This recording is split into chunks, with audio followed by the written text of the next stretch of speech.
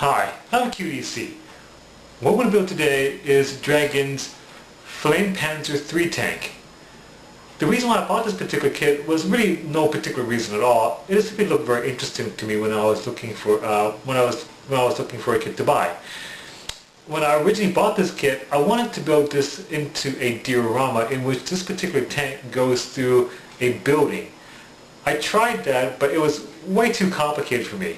So I decided that I'm going to make this into a more simple diorama. So let's go ahead and start building this kit right now.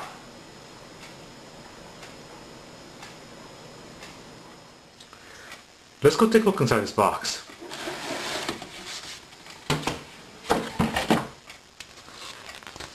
We have the instruction sheet,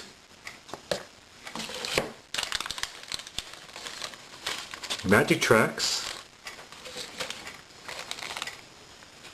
decals and photo etch part, lower hull, upper hull, sprockets, figures, various parts for the running gear,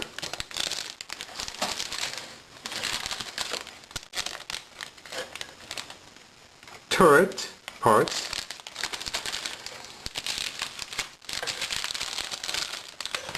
wheels,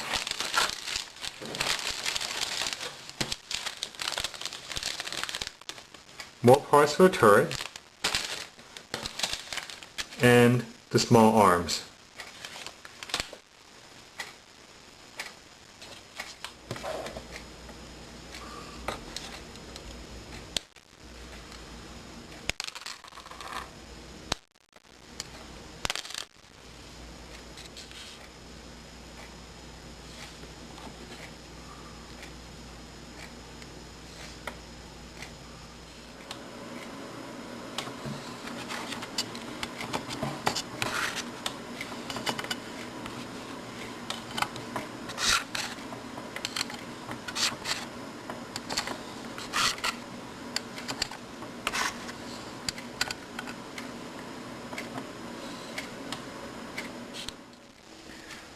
It's time for me to assemble the magic tracks.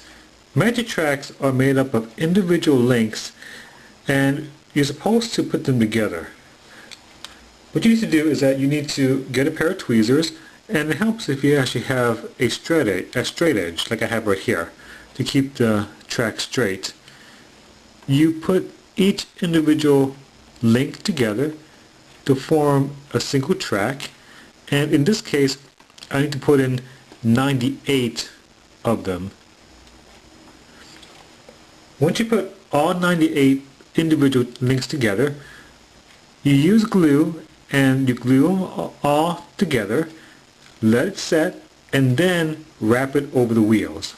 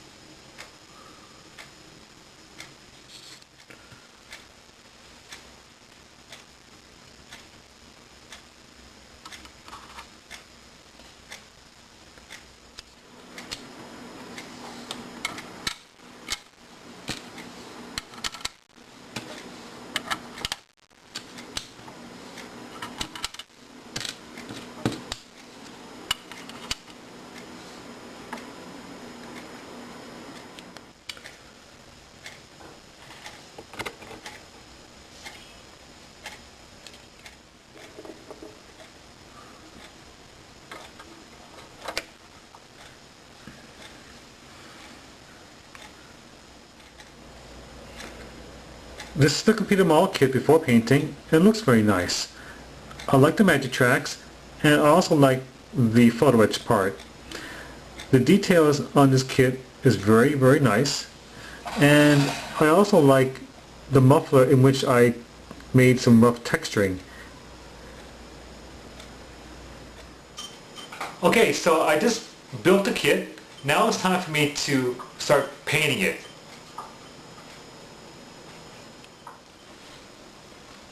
I just painted the entire model with the coated primer and also black paint to give it shadows. Now it's time for me to paint the base color.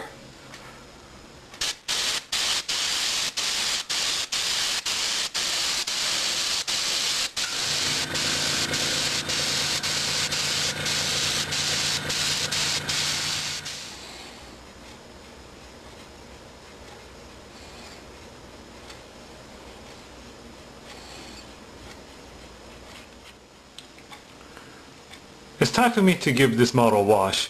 What you see right here is a dilution of black artist oil paint and mineral spirits, and I'm just going to simply apply this all over the model to give it a wash.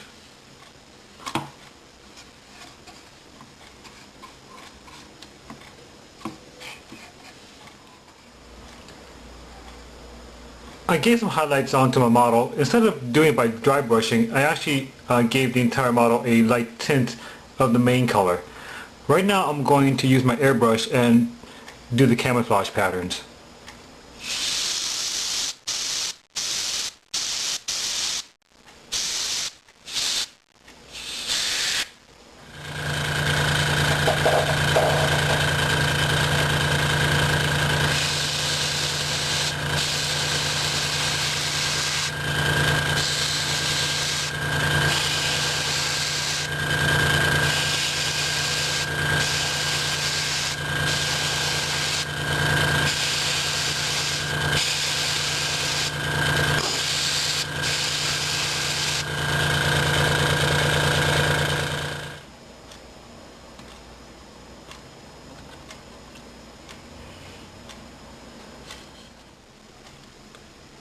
I'm going to give the entire model a tint of buff color to give it dust effects.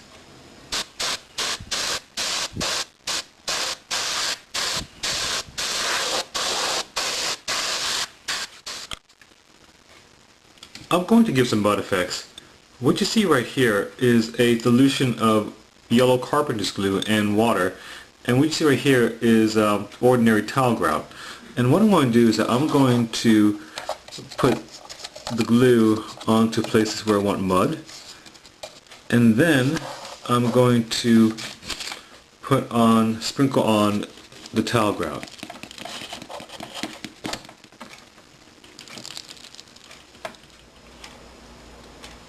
I'm going to give this model some exposed metal. What I have in my hand is an ordinary graphite pencil, and I'm going to use that graphite pencil to rub it onto areas where there's going to be exposed metal.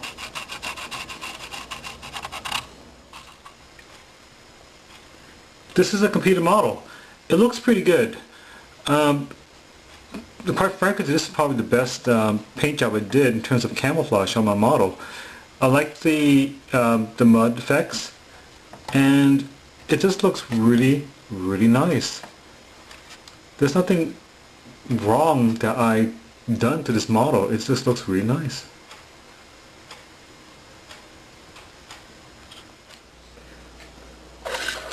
I'm going to do some ground material.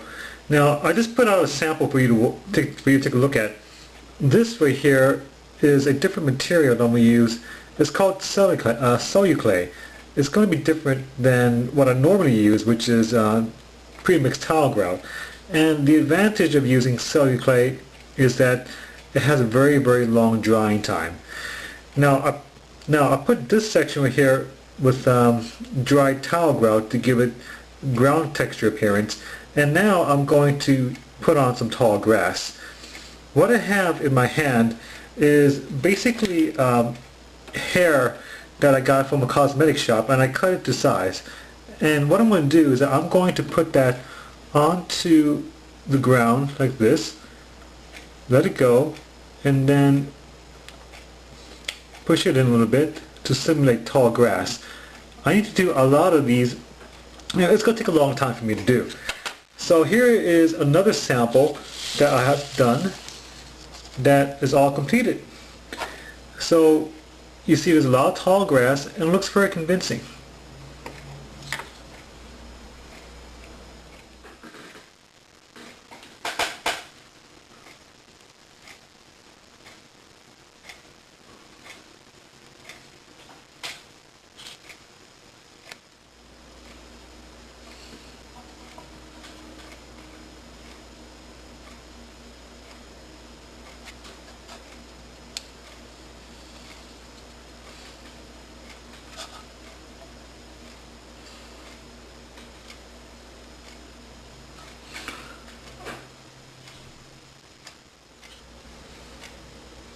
I'm going to decorate the base. I'm installing these decorative moldings that I bought at my local home center, and it'll really make the entire base look really nice.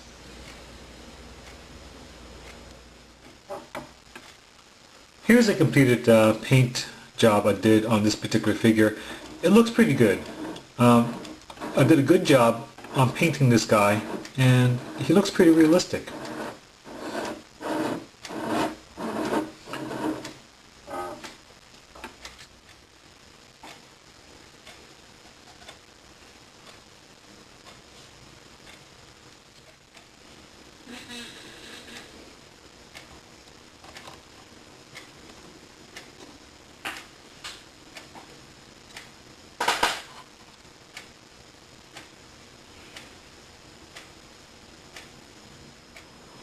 Alright, so I built the kit, I painted it, I weathered it, I made the figures, and now it's time for me to show you the complete model kit from the beginning to the end, including the diorama. Take a look.